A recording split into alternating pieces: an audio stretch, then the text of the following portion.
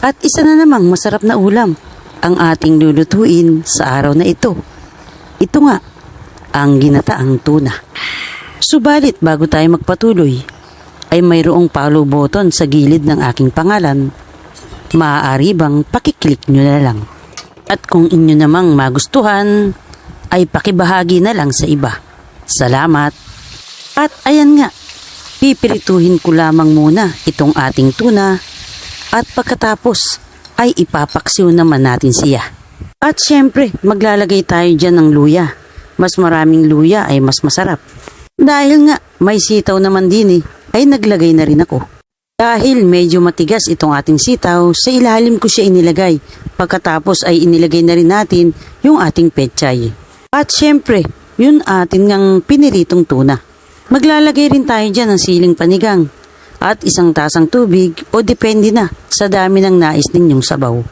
Pagkatapos nga ay lalagyan na natin siya ng bahagyang sukang pampaasim.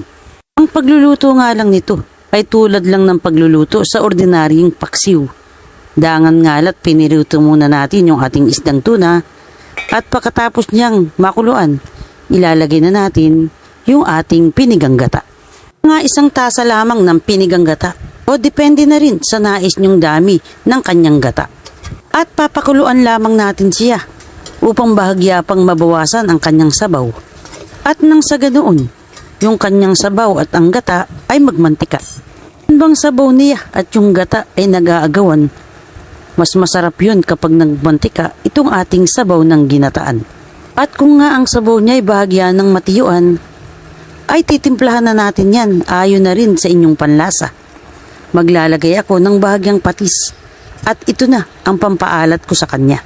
At pagkatapos nga natin siyang matimplahan at kung sa tingin nyo ang lasa niya ay ayos na, eto, tayo nakaluto na ng napakasarap na ulam, ang ginataang tuna.